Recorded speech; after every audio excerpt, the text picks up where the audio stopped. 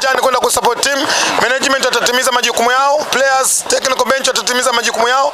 Mimi naamini slogan ya Simba nguvu moja inakwenda kusimama na kwenda kuivusha Simba. Tunakwenda kutengeneza historia maana ya pili. Maana yake 1993 tutengeneza historia ya kwanza, lakini historia ya pili tunakwenda kuitengeneza leo kuona timu inakwenda finali ya shirikisho. Lakini si finali tu. Dhamira yetu kuona namna ambavyo tunakwenda kuwa mabingwa wa shirikisho.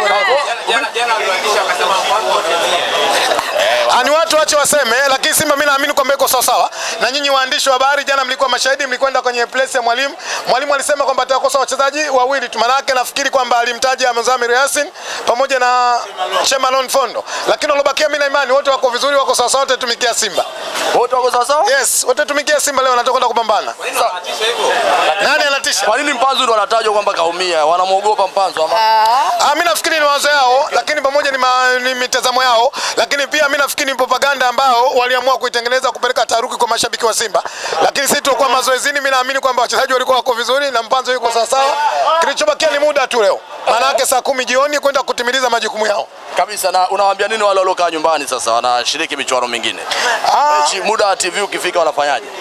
Kwanza mimi naambia kwamba wakipata muda wakaangalie. Kwa sababu sisi hatuko huku kwa sababu ya Simba tu peke yake. Hatuko huku kwa sababu tunaipenda Simba. Tuko huku kwa sababu ya Jamhuri ya Muungano wa Tanzania. Kwa hiyo kama Watanzania wakakaa waombe dua na sara waweze kuiombea timu. Lakini naambia kweli au dua?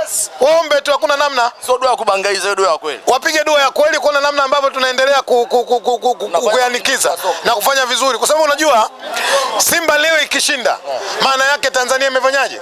Imeshinda. Simba ikishinda Tanzania imeshinda. Rais Samia Suluhu Hassan, Rais wa Jamhuri ya Muungano wa Tanzania, goli 1 milioni 20. Kwanza tumpongeze rais wetu wa Jamhuri ya Muungano wa Tanzania. Ameanza na goli ilikuwa shilingi milioni 5, amekuja milioni 10. Leo tunazungumzia milioni 20. Lakini kipekee mimi nafikiri juzi umemsikia mwekezaji wetu Mohamed Dewji almaarufu Mo, amemshukuru sana mama kwa msaada mkubwa ambao alofanya. Kuna namna ambavyo anatoa support juu ya timu yetu. Kwa hiyo jambo limekuwa kikubwa tumshukuru na kikubwa tuendelee kumwombea rais wetu. Kabisa. Mwisho wito kwa mashabiki kwa sababu nimeona ni wengi sana kutoka maeneo mbalimbali, Johannesburg, Cape Town na hapa Durban pia kwa ujumla wake. Mnapokuwa uwanjani leo mnapaswa kufanyaje? Kikubwa ni kushangilia tu mwanzo mwisho. Mimi naamini kwamba wachezaji wetu wataenda kupambana kutoa jasho na damu.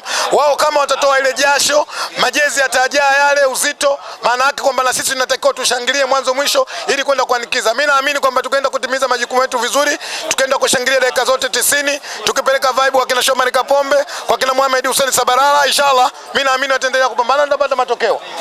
Watu wameshakuja na jambo. Yes, jambo limefika. Watu wa Cape Town. Jambo limefika. Watu wa Cape Town. Cape Town. Nani ametengeneza?